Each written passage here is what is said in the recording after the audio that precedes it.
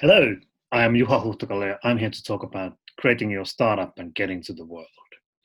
So first, here's a little background of me. So I've been a game developer ever since I was 12. I've been in the game industry for 20 years in various different roles, being from programmer to game design, project management, even script writing. I've run an incubator and I've built a full complete game education. So I've done various parts. Currently, I'm the general manager here in Finland for Playstack. In my free time, I do still some programming. I play drums. I do improvisation theatre. I do writing. So for me, I'm kind of like a combination of engineering and creativity. I started my first startup in 2015, which I sold in 2018. So the company I started was focusing on brand gaming, and it got acquired by Playstack, and now we're working on another brand game, which is called Snatch. So, okay, so we're talking about creating a company and how to succeed in that. So I think one of the first questions you need to ask yourself is why? Why would I do this? What's my ultimate goal? What am I looking to achieve here? Am I looking to take my idea, for everybody, so for everybody to be able to enjoy it, or am I looking to make just money?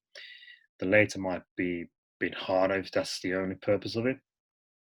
And then the question is like, do you actually need the company for it? And also like at what point in time should you do it? That's something you need to consider. Then also that creating a company, running it, it's not for everybody and definitely can be tough, even though it's a very interesting ride. But do remember that I think the default is that most companies do fail. So there's lots of things where you can go wrong or fail. So next, I'll show a bunch of lists on things and components I think vital and important. So definitely the key point to start is with the idea. So you need to have a game idea, and it needs to be a valid game idea, so not just anything. So because you are looking to create value from nothing, which makes gaming in that sense a bit different. And the idea you have to have, you should really test it with others, because if you don't get anybody that excited about it, you might have to reconsider it. And then also do research. Has it been done? Or then you do like in the game trials, they actually realize there's a lots of similar games in the market, but they weren't happy with any of those, so they look to do it better than anybody else and succeeded in that.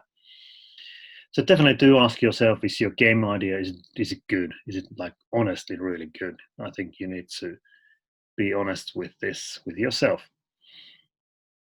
Sometimes it's a question of first creating the team and then coming up with the game. But I think most entrepreneurs I meet, they have the game already.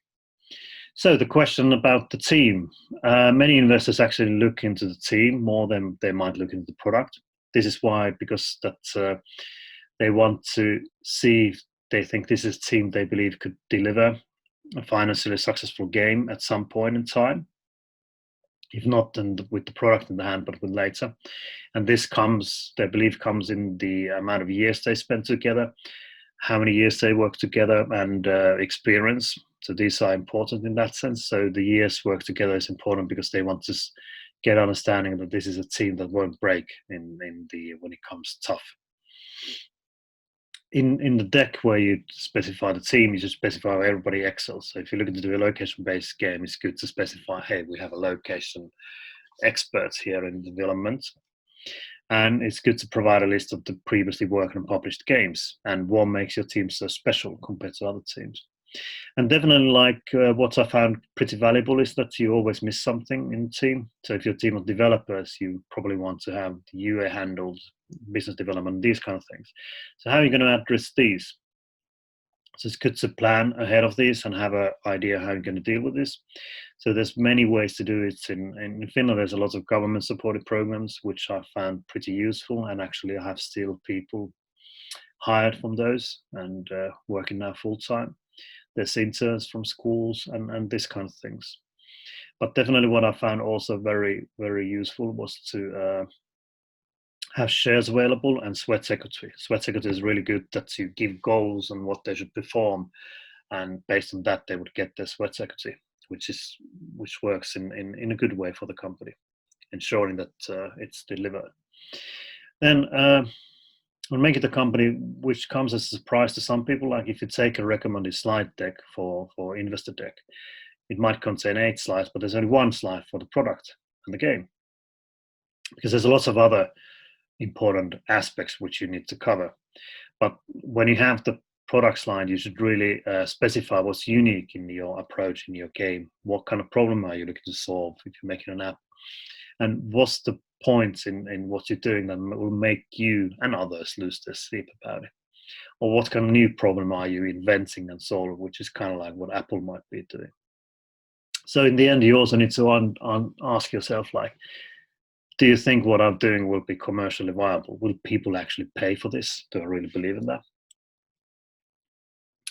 Then on the monetization, so there's often developers who make the game, and then at some point they realize, like, oh, we need to have monetization in it, so they add it there, and this shows. So definitely, I'd recommend you starting from the monetization and understanding what people pay for in games, and then think of how you would make your game around that. And then at some point, it's the core should be something that holds monetization in it. Then if you get actually to the part of founding the company, the question is who you're going to found it with, and do you really know these people? So I say you have to get prepared of losing friends, but then also in gaining new ones. So these kind of things might happen. It's good to know the legislation, and there are things like first aid requirements you need to be aware of when building the company or creating the office. There are different kind of company formats available, so it would be good to get understanding of each of these and which one actually works the best for you. And then there's probably, you've heard a lot about the shareholders agreements already, so I'm not going to go into details about that, but I'll just say a couple of points I see are quite important there. So I see companies where the founder has 60% of the shares, and I'm not sure how sustainable that is compared to efforts where you have the team members working with you early enough getting shares from the company, which is what I've done more. So the second most shareholder in the company isn't that far away from me. So I think this has worked quite well. And then also the other very core purpose of the shareholders agreement is to deal with situations where somebody of the founders or any other shareholders, well, founders is not committing anymore. How do you deal with this? So you have to have a solution for this to avoid deadlocks and to protect the company. So then you probably might get to the point of building a team. So in this, I've always been trusting my guts on should somebody be hired or not.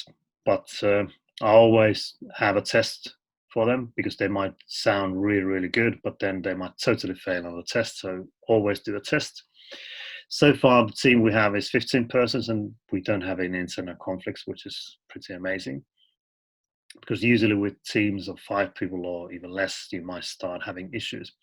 And I've been asking myself, why is this? And I think this is maybe in the way that the people I look to include kind of reflect my values and sort of have a same kind of similar mindset. And whenever I brought somebody in, I've always tested like how do they work in the team? Is there chemistry and do they enjoy working? So that has laid the ground for it. And then it's also a question like there's a lot of energetic people who are looking to conquer the world in all kinds of means, and then there's people who are honestly looking to work for the best interest of the product. So you probably guess I'm going for the later one because I think those people contribute to more in like a constructive environment than rather than trying to make their way forward on other means. And then you need to ask like the people you have in your team, what motivates them and what keeps them happy, because that won't be endless. So you really have to think of this on being able to provide opportunities of growth. They have goals where they can see themselves reaching, possibility to excel, and definitely you need to give positive feedback. And for others, the team is very important. And on management side, I look to create a reactive management, which for me means that if there are things that are bothering somebody or somebody feels something is wrong, it's easy to bring that up and make it the management aware of it. And then because we deal with it, so and we look to improve things or give a reason why something is like it is. And the further you go down this line, you come to think of what are your actual company values. So, and I think this is also good to establish. So at some point when you go further, this comes in front of you. What are your values going to be? Are you going to be having strict rules and hierarchy, or is it going to be an open, supportive, talkative environment? So I go for the later one. And are you a boss enforcing things, or are you more of a leader in a way that you taking the feedback, you look to work on it, and you look to explain to things to people and to react on the feedback? And this has been, it sounds difficult, but actually I found it very, very good, and it works well. And then you will come across the people in their lives. They come in times of trouble. There might be sickness, there might be accidents, and different kind of things that happen in their life. So how will you deal with these? And I've come to deal with the people always first, and then I look after the company and money. And it's human, but it's also like very, how would I say, it's lays good foundation for the future. And then like what how do you deal with somebody not delivering? And this might be because they're not enjoying their job, or they have trouble at home, there's young kids, like in these moments. How do you deal with those? And with founders it's pretty easy. With the shareholders agreement you can have means there, but then like in if they're in an employment contract, then at least in here in Finland it's not that easy. So how do you deal with these kind of situations? And this kind of leads to the point that you might be losing people at some point, and how do you look to keep your people? And you need to ask yourself, why would they stay if your salary you're offering as a startup is probably lower than they'd get in the more established companies? So how do you make them stay? So definitely, if there's belief in the product, that's one thing, like an ideal thing. But then it's also to think that you can lay for them a path of where the success will contribute to them. So it's a question of gratitude. But then also, like what happens quite often is that the people starting the company, some of them might realize at some point that actually not startup is not for me. So they don't have the startup mindset in that sense. So this might happen.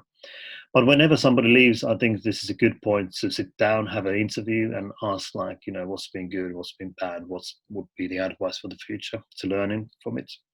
And it's really good to talk regularly to your employees as much as possible to get the understanding what's happening, and for them to be able to bring out these things. And I always say, like, if I'm not made aware of it, how can I deal with it?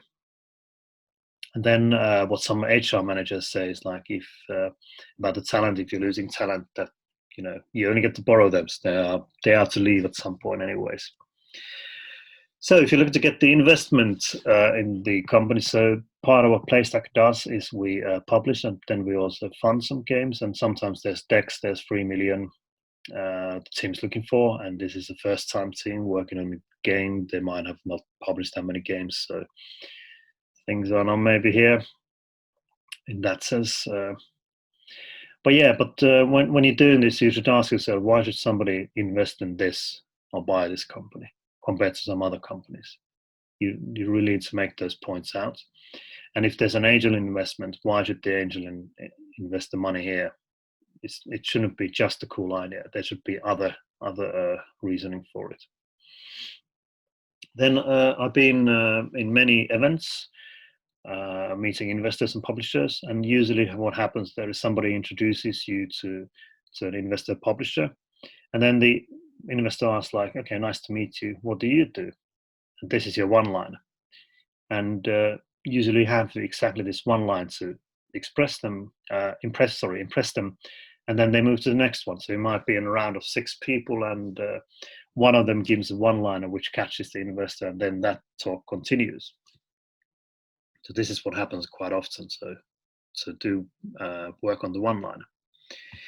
Then you need to think of your go-to-market strategy. So after making this all happen, you need to think of how you're going to get to the market. So we're a publisher, and before we came Playstack, I met with a bunch of publishers. I was looking to publish one of my games, and I met from 50-50 deals and teams with good capacity to teams or publishers were asking for 70%, and their employee was working on their first game ever. And what I did with my startup is I thought like UA is expensive so is there means on dropping that? So I had something in the core already that would reduce those expenses. But in short, so in short, some more tips and ideas. But I think you should have a bold goal, which you can easily communicate to others. So I think there's a saying of aim for the stars, you'll hit the ceiling at least, which I tend to follow. And what I find really useful is to think of all the aspects and plan for the future already. So definitely in the startup, things will not go your way. Things will change. People will leave. You will not get this investment in the time period you were hoping for. So all these kind of things you need to prepare for. And I found this really useful. So I've been thinking beforehand of the scenarios and making a plan. So it took me 3 years to get to the point of selling, and I had to survive there. So how did I manage to do that? But in the end, I wish you very good luck on your journey on startup, and do enjoy the ride. I think next we're up for questions, and do contact later if you feel so. Thank you. So my question is, what do you consider the biggest challenge for one to start up a gaming business? Oh, there's so many. I think definitely the having a valid idea, but in addition to that, is like I think that's only the starting point. So after that, what really comes difficult is to maintain the startup, that it's alive, and then then when you get to talking to publishers and investors to get those. So these are definitely challenging.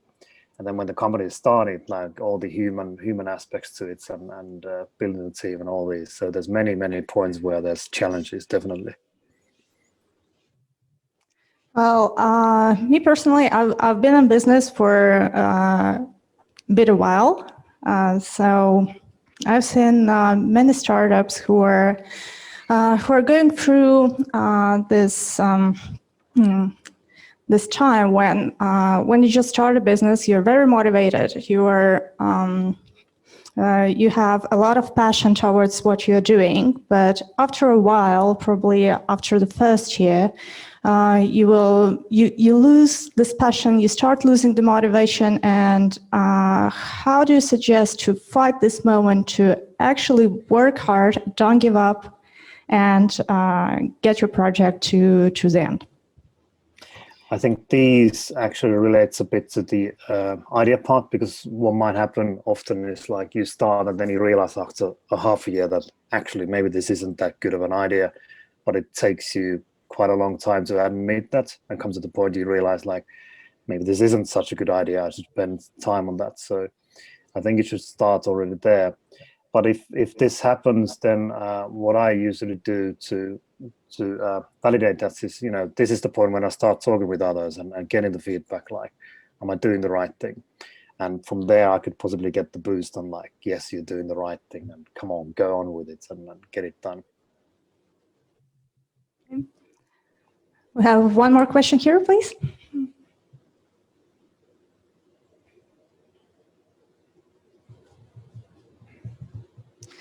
Thank you for your presentation. I was wondering, how do you handle democracy in your startup? Because it usually happens that everybody has ideas on how to do things and what to do, and you get feature creep and stuff like that. So do you like set up an authoritative figure, or how do you usually solve it? Very good question. So I've worked as a game designer for like 10 years, and this is like pretty much what you have to do. You have to take the feedback and comments and everything from all kind of aspects, and then make something out of that. How this works in the company is that it's part of the people policy. So I look to have people who are naturally constructive in this way and ready to work in a talkative environment, rather than people who are looking to create careers in that sense. But like how I see things happen, how I ideally hope things to happen is like, these are discussions where everybody can come into and give their view and talk about it, but there needs to be somebody who will make the decision out of all that. So let's say there's a design discussion, so anybody can provide the feedback in there, but it's pretty clear that the game designer will make the decision on what's going to happen on that. Right. Thank you very much. And let's give a big round of applause to Juha.